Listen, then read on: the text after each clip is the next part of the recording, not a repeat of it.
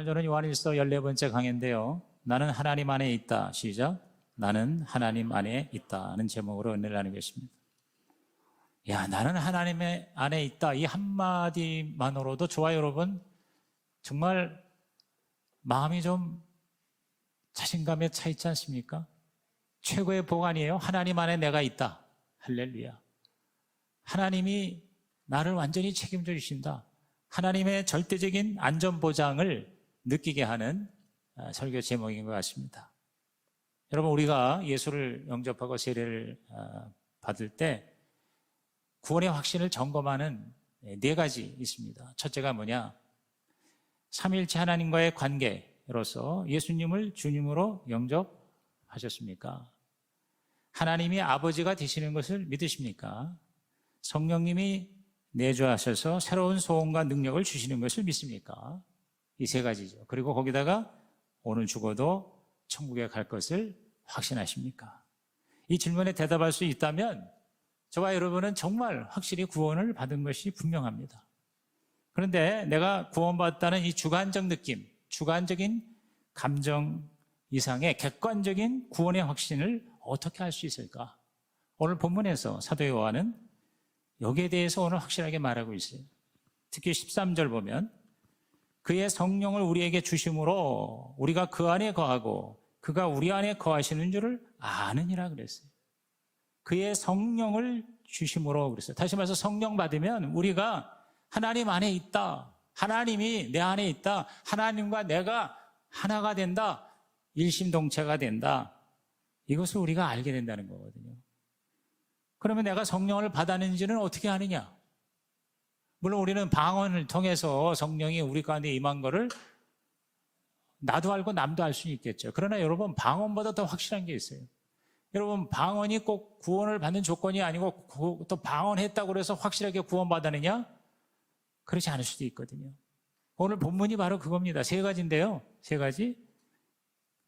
첫째가 예수님을 시인하는 거예요. 하나님의 아들로 시인하는 거. 예수님이 하나님의 아들입니다. 시작. 예수님이 하나님의 아들입니다. 이렇게 시인할 수 있으면 그가 바로 구원받은 자요, 하나님 안에 있는 자라입니다. 자, 14절 15절 보세요. 아버지가 아들을 세상에 구주로 보내신 것을 우리가 보았고 또 증언하노니, 자, 15절이 중요합니다. 누구든지 그랬어요. 누구든지. 어떤 사람도 예수를 하나님의 아들이라 시인하면 하나님이 그의 안에 거하시고 그도 하나님 안에 거하느니라 그랬어요. 이 말씀을 믿으시면 아멘 하십시다. 하나님 말씀이니까 얼마나 여러분 명백합니까? 확실합니까? 예수를 하나님의 아들이라고 시인하는 자는 하나님 안에 있는 자다. 여러분, 믿지 않은 세상 사람들은요, 예수님에 대해서 어떻게 생각할까요? 대부분은 인류 역사상 위대한 인물이다. 4대 성인 중에 한 분이다. 혁명가다. 이런 식으로 생각을 하죠. 그러나 우리는 예수님을 어떻게 생각합니까? 바로 그리스도, 메시아, 하나님의 아들, 하나님이시다. 나를 구원하신 구세주이시다. 내 인생을 책임지는 주님이시다. 이렇게 우리는 믿잖아요. 근데 사실은요, 객관적으로 볼 때 예수님을 역사적인 위대한 인물 중에 하나로 보는 것이 오히려 더 자연스럽습니다. 2000년 전 이름 없는 곳에서 태어나서 목수가 되어 일하다가 갑자기 30살에 하늘의 부르심을 받았다고 그러면서 하늘나라 얘기하고 구원 얘기하고 하나님의 아들이라고 그러더니 잡혀가지고 십자가에서 처형됐어요. 그를 하나님의 아들이요, 하나님이요, 메시아라고 믿는 거 굉장히 부자연스럽습니다. 굉장히 어떻게 보면 비이성적이고 비합리적인 겁니다. 근데 그러한 부자연스러운 것을 믿고 시인하고 영접한다? 여러분, 이건 성령의 역사가 아니고는 사실상 불가능하죠. 그러므로 예수를 하나님의 아들이라고 시인하면 성령이 역사하신 거예요. 성령 받은 자예요. 그러니까 하나님 안에 있는 자라 그 말입니다. 예수가 하나님의 아들이라고 믿는 거는 그냥 덮어놓고 맹목적으로 믿는 게 아니죠. 우리는 분명한 근거와 이유가 있습니다. 그 근거가 바로 뭐니까? 오늘 여기 말씀처럼 사도들의 증언입니다. 예수님과 3년 동안 같이 살았던 12제자, 예수님을 직접 경험했어요. 예수님이 십자가에 처형되었을 때 낙심하고 한때 절망했지만 예수님이 부활하신 걸 통해서 완전히 삶이 변화되고 달라진 사도들의 그 증거, 그 증언에 근거해서 예수가 하나님의 아들이라고 믿고 시인하게 되었다. 오늘 우리도 마찬가지죠. 그 사도들의 증언이 뭡니까? 바로 성경이잖아요. 성경이 바로 사도들의 증거, 증언 말씀이잖아요. 그러니까 우리는 이 성경을 근거로 해서 예수가 하나님의 아들이라고 고백하고 시인하고 믿는다. 아멘입니까? 그래서 우리는 예수 믿는다는 건 뭐냐? 성경을 믿는다는 거예요. 성경이 그렇다면 그런 거예요. 성경이 인간이 다 죄인이라면 그렇게 믿는 거예요. 성경이 그 죄인을 예수님이 대신 십자가에 죽으심으로 다 의인이 된다고 그렇게 성경이 말씀하시면 우리는 그걸 믿는 거예요. 우리가 죽으면 지옥 가지 않고 천국 간다고 성경이 그렇게 얘기하시니까 우리가 어떻게 해요? 그대로 믿는 거죠. 할렐루야. 그러므로 오늘 저와 여러분의 모든 판단, 믿음, 근거, 기준은 믿기가 싫은 거예요. 예수를 하나님의 아들이라고 시인하고 믿으면 부담이 된다 이 말이에요. 하고 싶은 것도 못하고, 그렇죠? 주일날 놀러 가지도 못하고 예배 드려야 된다 그러고, 예수가 우리 인생의 주인이라니까 내 마음대로도 못 살고 하니까 그게 뭐예요? 부담이 되고 그게 싫은 거예요. 우리는 예수를 주님으로 모실 때 너무나도 하나님의 복이고 평안이고 그렇게 축복이라고 생각하지만 믿지 않은 사람들은 그걸 부담과 구속으로 생각하기 때문에 안 믿는 거죠. 두 번째는요, 악령의 역사예요. 악령이 못 믿게 하는 거예요. 미혹의 영이 볼 거를 못 보게 하고 방해하는 겁니다. 어둠의 그 영으로 눈을 가리는 거죠. 요한일서 4장 6절에 우리 지난주에 살핀 건데요. 지지난주에 우리는 하나님께 속하였으니 하나님을 아는 자는 우리의 말을 듣고 하나님께 속하지 아니하는 자는 우리의 말을 듣지 아니하나니 진리의 영과 미혹의 영을 이로써 아느니라. 우리는 진리의 영이신 성령으로 이것을 알게 됐어요. 눈꺼풀이 벗겨졌어요. 그런데 안 믿는 사람들은요, 미혹의 영, 이 귀신이 눈을 가린 거예요. 못 믿게 하는 거예요. 이 두 가지라고 생각합니다. 예수님에 대한 거부감, 싫은 거죠. 그 다음에 미혹의 영, 사탄이 방해하는 거죠. 근데 이런 것이 있음에도 불구하고 하나님의 아들이라고 시인하는 거, 이건 성령의 역사가 아니고는 불가능한 일이라는 거죠. 그러니까 성령을 받았기 때문에 우리는 예수를 시인하고 그리고 우리 예수를 우리의 구주로 영접을 한다 이 말이에요. 그러니까 우리는 하나님 안에 있게 된다 이 말이죠. 근데 여러분, 구원 문제만이 아니라 저와 여러분이 예수 믿고 난 다음에 더 주님을 사랑하고 주님께 헌신하는 것, 이것에 대해서 저는 이 두 가지인 것 같아요. 내가 싫은 거죠. 예를 들어서 전도다 그러면 전도가 내가 싫은 거예요. 그 다음에 또 한 가지 뭐예요? 마귀가 방해하는 거예요. 사탄이, 미혹의 영이 그걸 자꾸 뭐냐면 방해하는 거예요. 못하게 하는 거예요. 시험 들게 하고, 그리고 좀 하다가 좀 안 되면 낙심하게 하고, 이게 사탄의 역사거든요.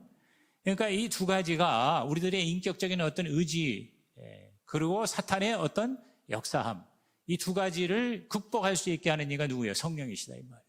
성령 하나님의 저와 여러분에게 하나님의 소원, 하나님의 마음을 가지게 하시기를 주님의 이름으로 축원합니다.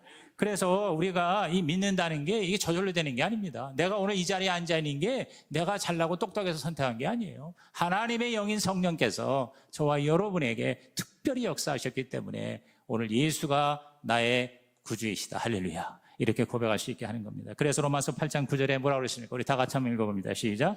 만일 너희 속에 하나님의 영이 거하시면 너희가 육신에 있지 아니하고 영에 있나니 누구든지 그리스도의 영이 없으면 그리스도의 사람이 아니라.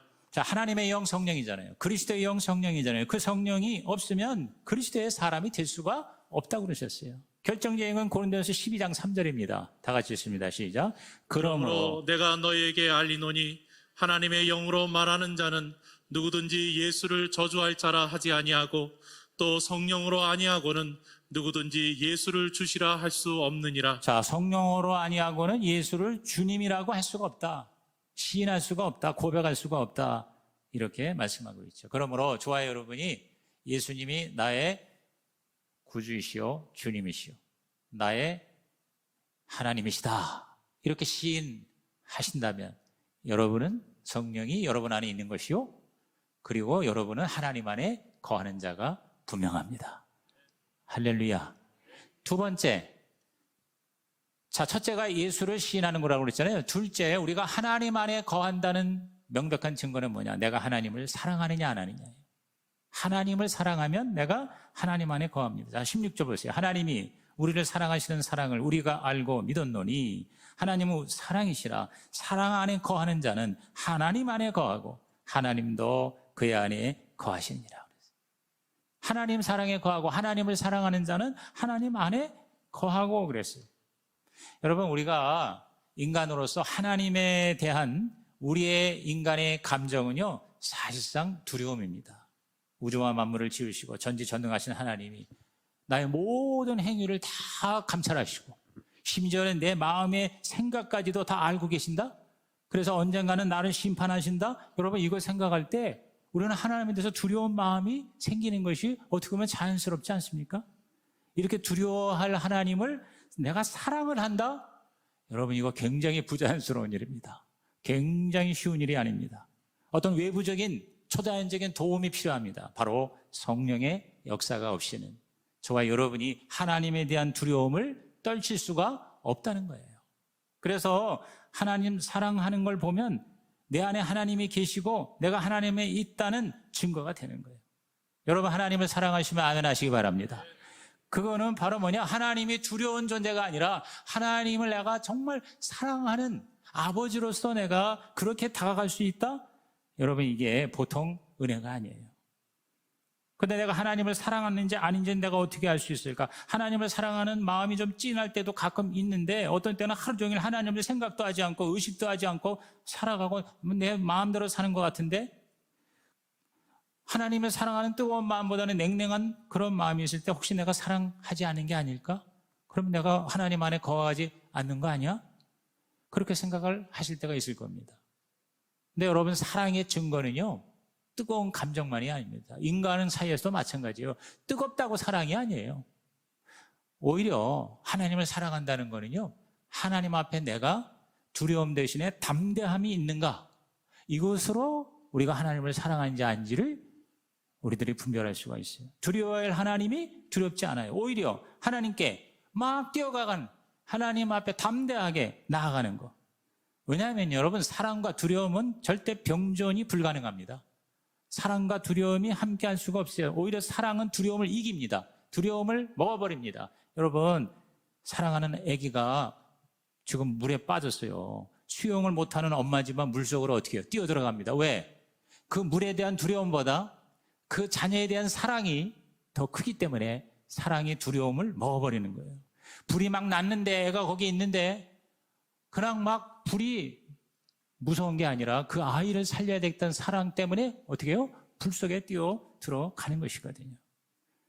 그래서 요한은 하나님을 사랑하는 자는 하나님의 그 심판과 형벌에 대한 두려움, 이것을 뭐예요? 이길 수가 있다고 오늘 본문에서 얘기하고 있지 않습니까? 자, 17절, 18절 또박또박 다 같이 읽습니다. 시작. 이로써 사랑이 우리에게 온전히 이루어진 것은 우리로 심판날에 담대함을 가지게 하려 함이니 주께서 그러하심과 같이 우리도 이 세상에서 그러하니라.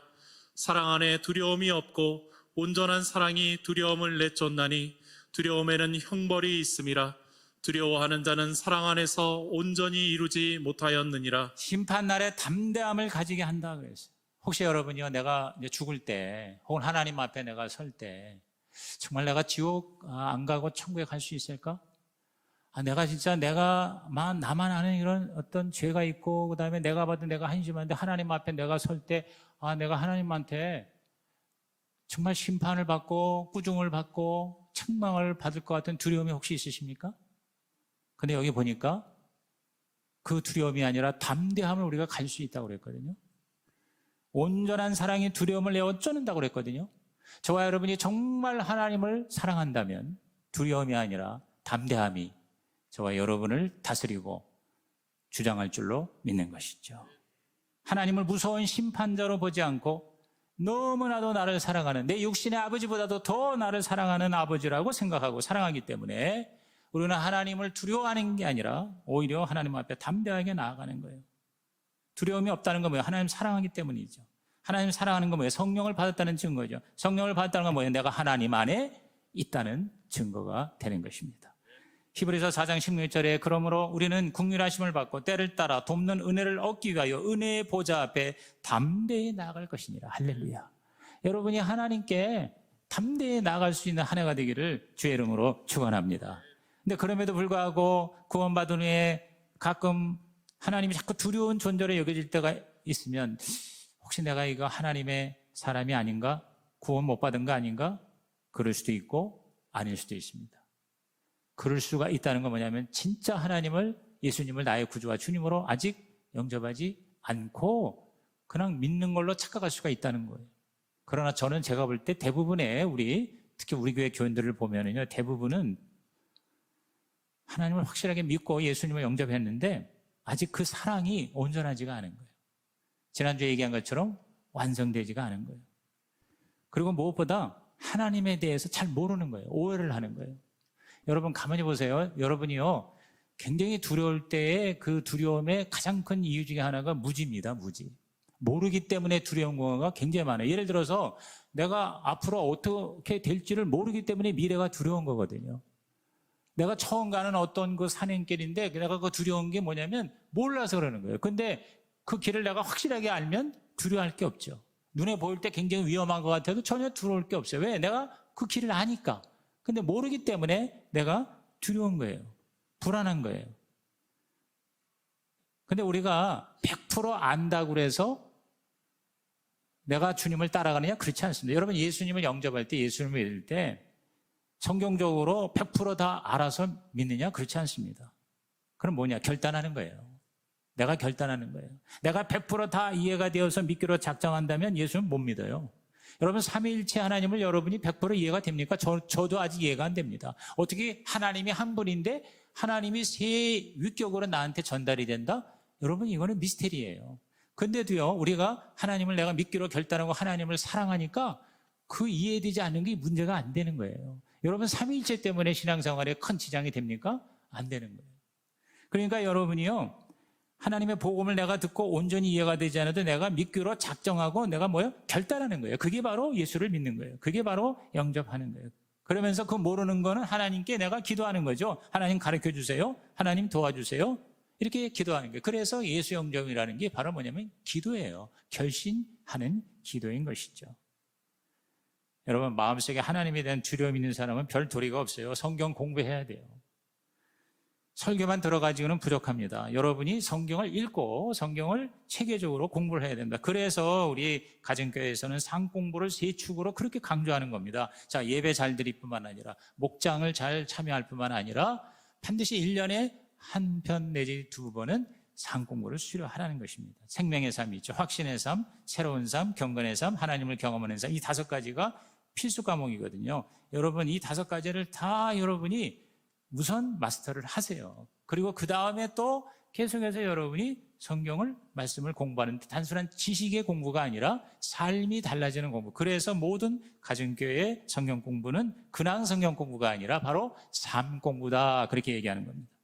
하나님의 모습을 참으로 확실하게 깨달으면요, 두려움이 사라지고 사랑과 담대함으로 하나님을 더 가까이 모시게 될 줄로 믿는 것입니다. 그 하나님이 자꾸 좋아지는 거예요. 그 하나님을 자꾸 닮고 싶은 거예요.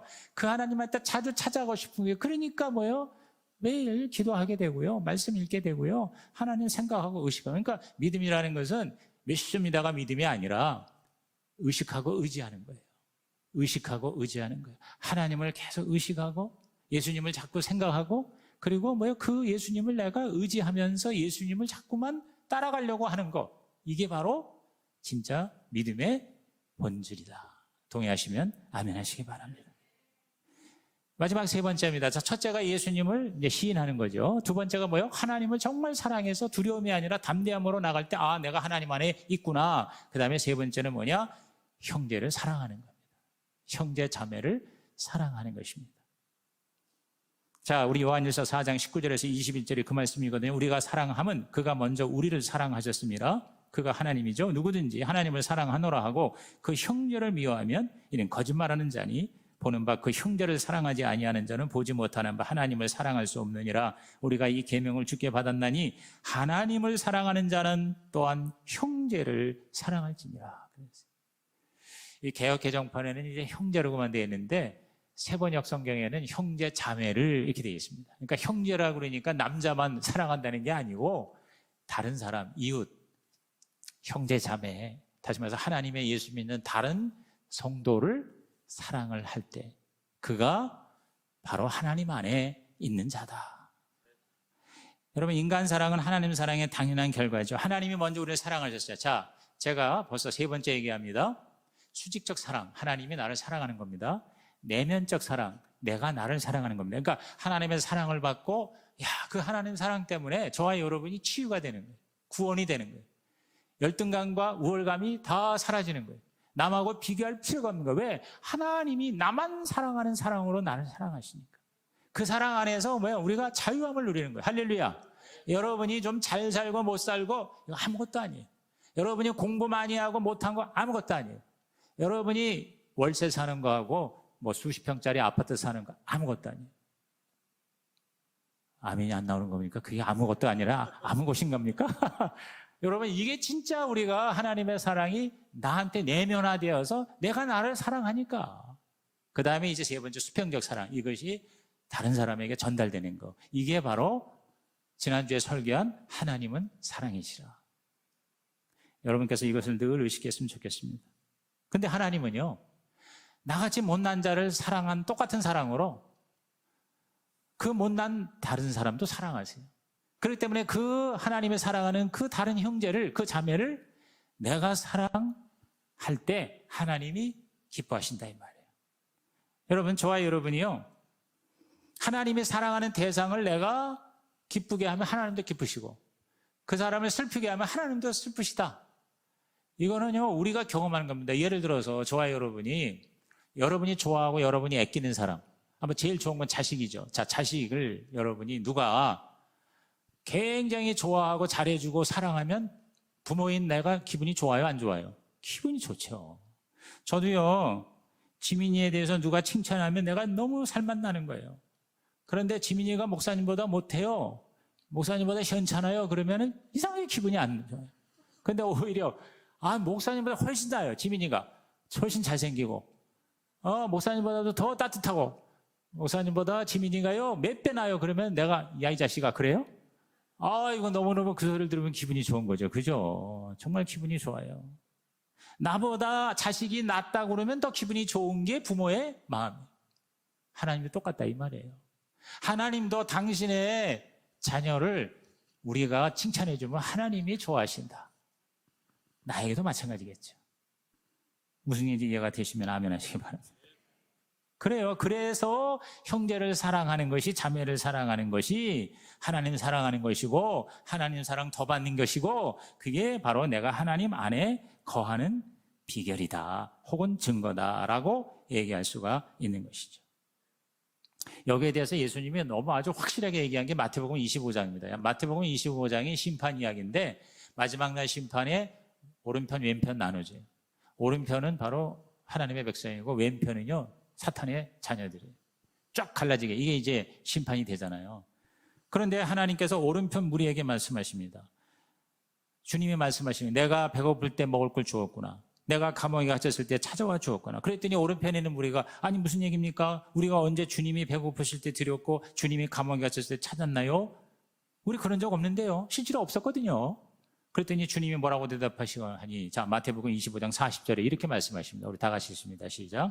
임금이 대답하여 이르시되 내가 진실로 너희에게 이르노니 너희가 여기 내 형제 중에 지극히 작은 자 하나에게 한 것이 곧 내게 한 것이니라 하시고. 자, 임금님이, 자, 심판자이신 하나님이 뭐라고 얘기하십니까? 지극히 작은 자 하나에게 한 것이 나에게 한 것이다. 이게 똑같은 얘기죠. 그죠? 그러니까 하나님의 다른 자녀를 내가 잘해준 게 누구한테 잘해준 거예요? 하나님께 잘해준 거다 그 말입니다. 근데 또 왼편 무리한테 야, 너희들이 내가 배고플 때 먹을 걸 안 줬어, 너희들이 내가 감옥에 있을 때 나를 안 찾아줬어 했더니 무슨 소리입니까? 우리 언제 안 줬어요? 그랬더니, 자, 마태복음 25장 45절에 다 같이 읽습니다. 시작. 이에 임금이 대답하여 이르되 내가 진실로 너희에게 이르노니 이 지극히 작은 자 하나에게 하지 아니한 것이 곧 내게 하지 아니한 것이니라 하시니. 이 지극히 작은 자에게 안 한 것, 그것이 곧 내게 안 한 것이다. 굉장히 명백하잖아요. 이거 해석이 필요 없는 거잖아요. 그죠? 그러니까 저와 여러분이 형제와 자매를 사랑하는 거는 그냥 명령이니까 계명이니까 의무적으로 하는 게 아니라 그게 바로 뭐냐? 하나님을 사랑하기 때문에. 그래서 제가 그 팀 켈러의 duty to delight, 그러니까 의무로 하지 말고 기쁨으로 하라. 그래서 여러분이 모든 걸 그렇게 하시는 한 해가 되길 바랍니다. 예배를 드리는 거, 목장에 참석하는 거, 목자와 목녀로서 섬기는 거, 이거에 duty to delight, 의무가 아니라 사랑하기 때문에, 내가 기쁘기 때문에. 제가 목자 면담을 요새 하고 있는데 한 목자가 그런 얘기 하더라고요. 내가 목자 될 때 하나님 앞에 제가 작심을 했습니다. 결단을 했습니다. 뭐냐, 이 목자로 내가 섬기는 게 절대로 억지로 하지 않고, 그리고 이걸 의무감을 하는 게 아니라 나는 이걸 정말 기쁘고 즐겁게 하고, 그리고 이걸 통해서 정말 하나님을 사랑하는 기회가 되고 특권이 되고, 그래서 내가 하나님의 더 큰 사랑을 받기로 작정을 했기 때문에 목사님, 저를 염려하지 마십시오. 저는 아주 흔들리지 않겠습니다. 그러나 제가 속으로는 그래 두고 보자, 내가 그렇게 얘기를 합니다. 그렇게 내가 기도를 하지만 인간이기 때문에 뭐 그렇게 담대하게 고백하고 결단하는 거 좋아요. 그러나 결코 거기서 내가 한마디 얘기했죠. 겸손하게 하십시오 그랬어요. 내 힘으로 안 됩니다. 성령의 도와주시는 은혜로 하시기를 바라고 제가 그렇게 하도록 기도하고 축복하겠습니다. 그랬습니다. 여러분, 요한이 20장 20절 21절에서 뭐라 그랬어요? 하나님 사랑한다고 하면서 형제를 미워하는 것은 거짓말이다 그랬어요. 자, 보이지 않는 하나님을 보이는 형제를 사랑하지 않으면서 사랑한다? 그건 가짜라 이거지. 그건 거짓말이야 이거지. 그러니까 안 보이는 하나님 사랑한다고 하기 전에 보이는 형제와 자매부터 먼저 사랑하라. 내 남편과 내 아내부터, 내 부모와 내 자식부터, 내 가까이 있는 목장 식구들부터 먼저 사랑을 하면 그게 하나님을 사랑하는 증거가 되고, 그러면 내가 성령이 역사하는 사람이며 그리고 하나님 안에 있는 자가 된다. 동의하시면 아멘 하시기 바랍니다. 그렇습니다. 근데 내가 제대로 사랑하지 못하는 걸 보니까 내가 봐도 나는 구원 못 받은 게 아닌가? 그럴 수도 있고 아닐 수도 있습니다.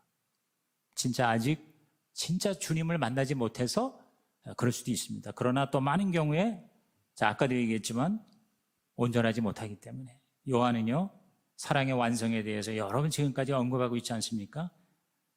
말과 혀만 아니라 행함과 진실함으로 해라. 이 미완성을 그럼 어떻게 완성시켜 나갈 것인가? 뭐 지금까지 벌써 10번 이상 설교를 들었지 않습니까? 작은 것부터 실행이 답입니다. 실행하는 거죠. 그렇죠? 여러분, 하나님이 저와 여러분 형제자매 사랑하라고 그래서 다 집 팔아서 헌신하라는 게 아니거든요. 그러니까 내가 할 수 있는 한도 내에서. 나는 없어요. 난 돈도 없고 시간도 없고 뭐 건강도 없고 다 없다고 하는 사람이 있습니까? 근데 여러분, 한 가지 이렇게 한번 생각해 보세요. 여러분이 도둑 맞을 것이 있다면 사랑할 수가 있다는 겁니다. 도둑 맞을 것이 있다면, 예를 들어서 여러분이 문 다 24시간 열어놓고 난 아무것도 없다, 없으니까 문 열어놓고 산다, 다 가져가라, 그런 사람은 오늘 제 설교를 안 들어도 돼요. 사랑 안 해도 돼요. 그런데 여러분이 문을 열어놓고 잠을 잘 수 없고 문을 잠근다는 게 뭐예요? 뭔가 있다는 거 아닙니까? 뭐가 있으니까 이 문을 잠그는 거 아니에요? 예. 저도 사실 쓰레기 버리러 이제 아파트에서 내려가는데 문 활짝 열고 이만큼 들고 내려가잖아요. 그럼 갖다 버리고 다시 오면은 또 이거 문 열기 싫으니까 문을 좀 열고 싶은데, 근데 나도 모르게 뭐냐면 문을 닫아요. 문을 닫고 또 가서 올라와서 다시 문 엽니다. 왜? 그 문 여는 사이에 혹시 누가 들어가서 뭐 가져갈까 봐. 그러니까 내가 문 열고 도둑 맞을 것이 없다 하는 사람이면 사랑 안 해도 되는데, 그냥 받기만 하면 되는데, 그러나 문 잠그고 도둑 맞을 것이 조금이라도 있으면 뭐예요? 나는 줄 수 있는 게 있다는 거거든요. 그렇게 생각을 한번 해보라는 거죠. 저 없으면 뭐예요? 마음을 주고 말을 주고 따뜻한 뭐예요? 문자 하나 주는 이 작은 것부터 시작을 하라는 거죠. 다시 말해서 우리의 시선을 돌리는 거예요. 그러니까 우리는 너무 항상 나 중심이 됩니다. 내 문제 때문에 괴로운 거예요. 내 외로움, 내 아픔, 내 고통, 여기에 집착하니까 더 내가 우울해지고 더 내가 낙심이 됩니다. 그런데요, 조금 시선을 돌리는 거예요. 내 문제에서 시선을 하나님께 돌리고 다른 사람에게 돌리고 내 중심에서 다른 중심으로 돌리고.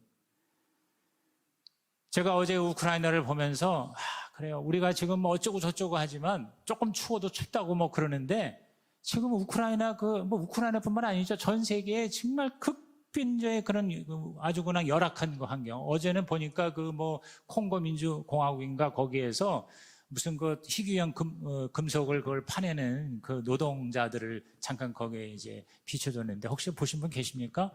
너무너무 지금 21세기인데 얼마나 비참한지 그냥 그 몸 하나를 가지고 그 위험한 곳에서 하다가 매몰이 돼가지고 죽는 사람도 많고 하루 종일 그 물속에서 그 광산에서 부삽 하나 가지고 퍼내는 일을 하는데 한 달에 5만 원 그거 월급 받는데 그것도 몇 달째 지금 밀려서 못 받아가지고 그거 달라고 절규를 하는 그런 현장이 지금 지구상에 얼마나 많은지. 우크라이나에 지금 그렇게 전쟁에 시달리고 전기도 없고 물도 없고 그리고 가스도 없어가지고 벌벌 떨면서 사는 사람이 지금 수천만 명이거든요.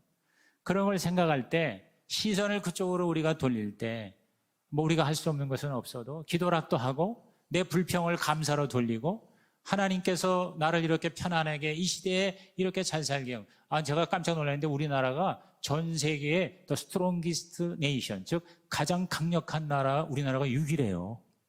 아니 이 조그만 나라가 6위래요. 그게 뭐냐면 경제, 군사, 외교 모든 걸 다 합쳐가지고 얼마나 강력한 국가인가를 랭크를 했는데 우리가 지금 일본이 8위라고 그러거든요. 우리가 6위래요. 6위. 이번에 라스베가스의 그 세스 그 전람회 하잖아요. 그게 세계적인 그 전자 엑스비션이지 않습니까? 근데 거기에 지금 우리나라가 미국 다음으로 지금 뭐예요?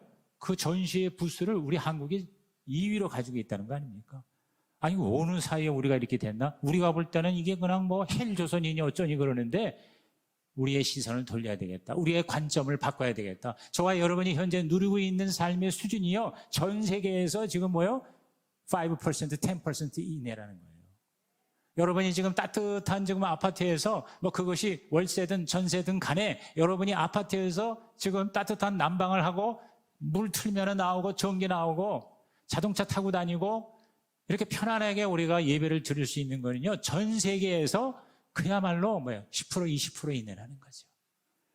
우리가 이 시선을 자꾸 나만 들여다보니까 내가 한심하고 내가 불쌍하고 내가 못 견디는 건데 우리 시선을 조금만 돌려도 저와 여러분이 하나님 안에 거하는 삶을 살 수 있게 될 줄로 믿는 것입니다. 올해 여러분은 이 작은 것부터 감사 노트를 적으시고 감사 일기를 쓰시고 그리고 감사의 편지를 다른 사람에게 돌리고 조그만 거라도 감사의 선물을 나에게 뭔가 도움을 준 사람 아니 나에게 도움을 주었기보다도 그 사람이 필요한 사람에게 오늘 여러분이 뭔가를 줄 수 있는 한 해가 된다면 여러분의 삶은 올해 우리 생애에 가장 하늘복을 많이 받은 한 해가 될 줄로 믿는 것입니다. 늘 우리는 내 문제는 과장하고 남의 문제는 과소하는 경향이 있습니다. 남의 그 죽을 병보다 내 손에 박힌 가시 하나가 더 아픈 법이죠. 이 세상에 문제, 아픔, 상처, 여러분 고통이 없는 사람이 어디에 있겠습니까? 내가 상처가 있을 때 그 시선을 남의 상처로 옮기는 그래서 정말 누군가 말한 상처 입은 치유자의 삶을 살아가시기를 주님의 이름으로 축복합니다.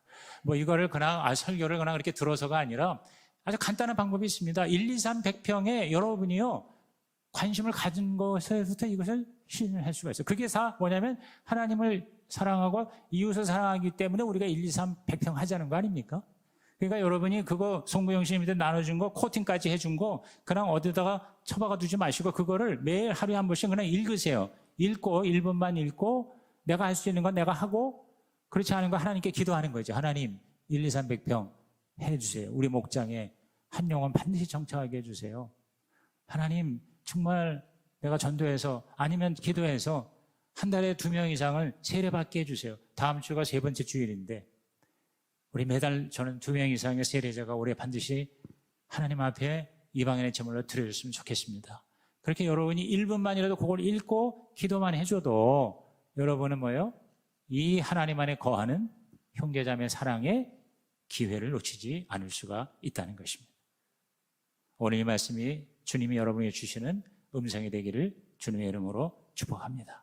자, 이제 레마 카드 꺼내시고요. 한 2, 3분 시간 드릴 테니까 한번 정리를 해보시기 바랍니다. 오늘 하나님이 나에게 주시는 개인적인 음성이 무엇인가 한번 정리를 해 주시기를 바랍니다. 그리고 헌신하시고 헌신대 앞에 나와서 기도 받으시기를 바랍니다.